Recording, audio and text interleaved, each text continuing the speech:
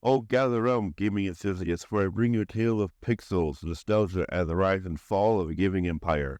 Hudson Soft. Picture this. It's the 80s. Neon colors are in. Mullets are the epitome of cool, and in the era of radness, Hudson Soft burst onto the scene like a pixelated shooting star. Creating games that made you forget about your homework, chores, and probably your poor pet rock. But, as fate would have it, the journey took a turn that not even Mario could navigate. So grab your controllers and join me, Professor Retro, on the roller coaster that is the rise and fall of Hudson Soft. Once upon a time, in the vibrant realm of video games, two brothers, Yuji and Hiroshi Kudo, set out to create their own game development company called Hudson Soft. They named it after their favorite locomotive, Hudson Locomotive. However, they didn't just start out making games. Like most small companies, they started out as a shop selling amateur radio equipment and art photographs called CQ Hudson.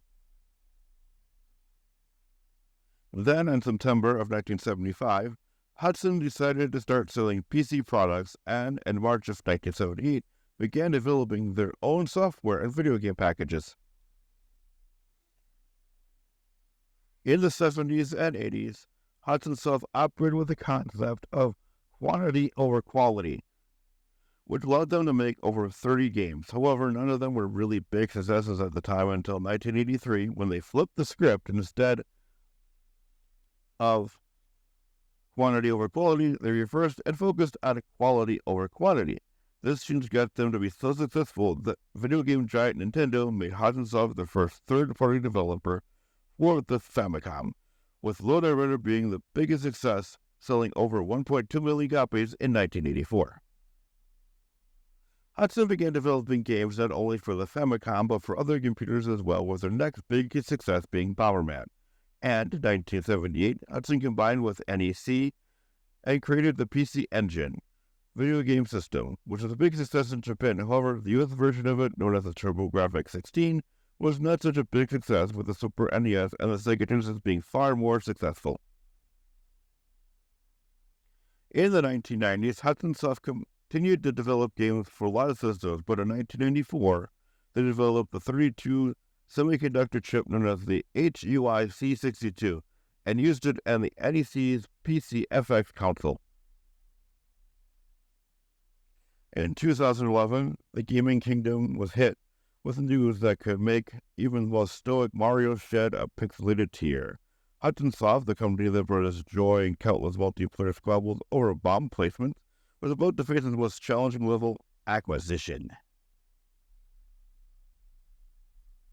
Hudson Soft's connection to Konami can actually be traced as far back as 1985, when Hudson ported Konami's game Booyah into the MSX Famicom, but it wasn't until 2001 when Konami officially acquired Hudson Soft. Hudson Soft's trouble actually began when the bank they went through collapsed. Knowing that they needed a new method of gaining funds, they finally decided to become public on the Japanese stock market in December of 2000, which led Konami to purchase 5.6 million shares of Hudson Soft, making Konami their largest shareholder.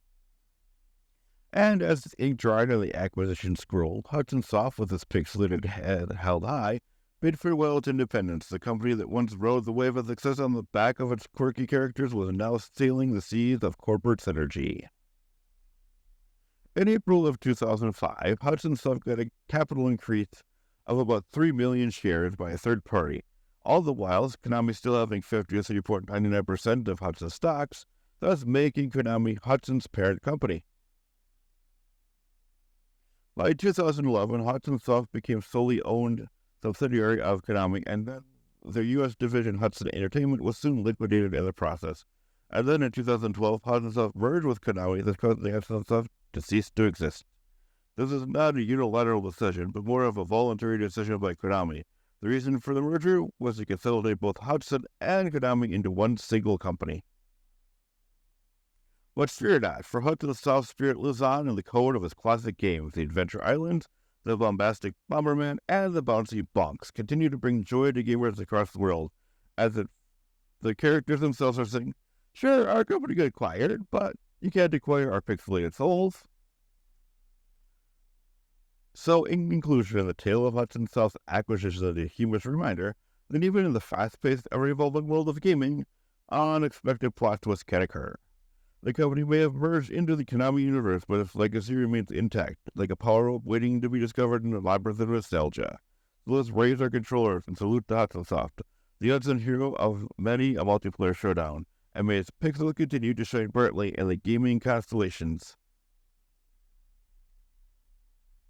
So here's to you, Hudson Soft. Thanks for the countless hours of pixelated joy. May your games live on, and may your Bomberman forever dodge those explosive situations. I am Professor Retro, reminding you to like, subscribe, and hit that notification bell for more pixelated goodness. Until next time, keep gaming, stay pixel perfect, and remember, Hudson Soft may be gone, but the laughter they brought lives on. Peace out, and stay frosty.